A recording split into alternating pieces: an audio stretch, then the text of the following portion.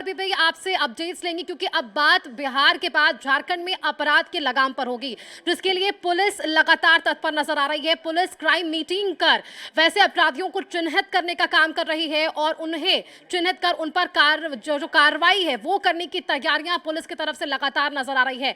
ऐसे कार्रवाइयों के लिए पुलिस ने एक रूपरेखा जरूर तैयार की है। क्राइम मीटिंग होती है और बड़ी तैयारी रहती है। यहां अधिकारियों को निर्देश भी दिए गए हैं, सिर्फ अपराधियों ही नहीं बल्कि किसी भी तरह से उनकी मदद करने वालों पर भी गाज गिरने की बातें कही गई।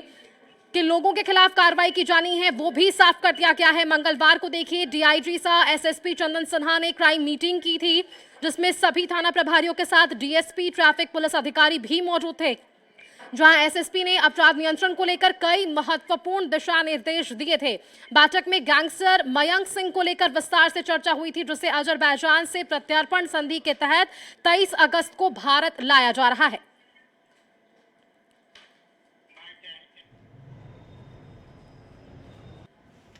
इसमें जो है मुख्यतः जो है आपराधिक गिरोह का प्रोफाइल कार्रवाई की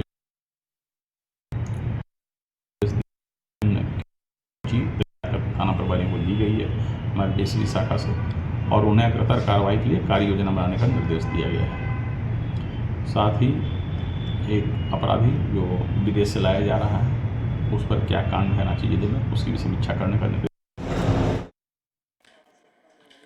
और चलिए, आपने सुना किस तरह से चंदन सिन्हा ने बताया कि क्राइम मीटिंग के जरिए अपराधियों पर लगाम लगाने की कोशिश, अपराधियों के खिलाफ ये रणनीति पुलिस की तैयार हो पाई है। वापस से राजधानी रांची का रुख कर लेते हैं। संवाददाता नैयर हमारे साथ लगातार बने हुए हैं।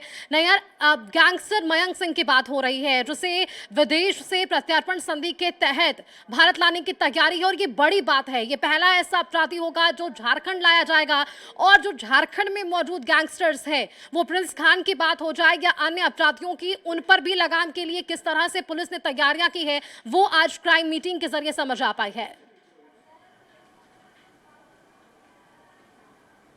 जी बिल्कुल, देखिए जो भी संगठित अपराध में जो शामिल है और जिस तरह से दूसरे मुल्क से में रहकर यहाँ अपराध की रणनीति बना रहे हैं, उस पर एक बड़ी अच्छी लगाम है लगाई गई है कि जिस तरह मयंक सिंह को अजरबैजान से लाया जा रहा है, तो कहीं ना कहीं एक तरह से झारखंड पुलिस के लिए एक बड़ी कामयाबी है। और साथ ही साथ जब एसएसपी जब मीटिंग कर रहे थे तो इस दौरान इस बात को भी उल्लेख किया कि कोई भी अपने जिस क्षेत्र में अपराधी जो पनप रहे हैं उसकी लिस्ट बनाया। और साथ ही साथ यह भी कहा गया कि हर व्यवसायी, हर बिल्डर से आप बातचीत करें और उसे अगर रंगदारी या धमकी मिलती है तो पुलिस की तरफ आए, पुलिस उसकी पूरी तरह से रिकॉर्ड बनाएगी। और साथ ही साथ हर थाने को एक तरह से हम कह सकते हैं कि थाने में जो पुलिसकर्मी तैनात रहते हैं और कोई आवेदन करता आता है तो उससे सरल स्वभाव में बात करने की बात कही गई है कि कोई भी आदमी, सरल आदमी थाना आए और जो अपनी परेशानियां हैं बताए। और साथ ही साथ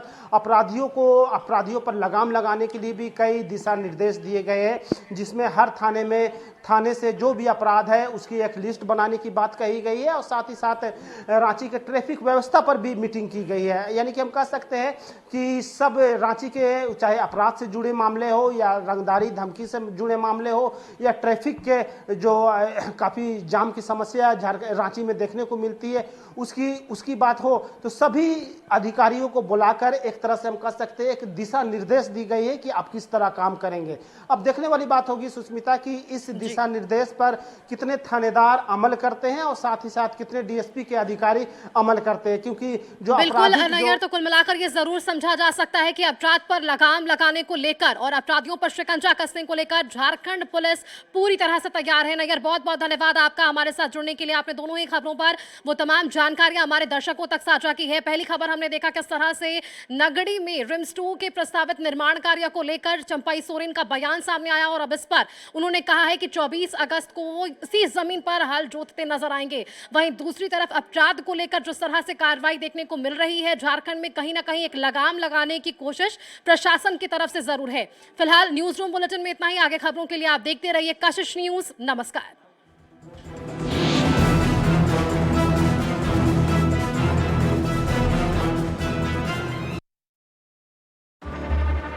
जब धरती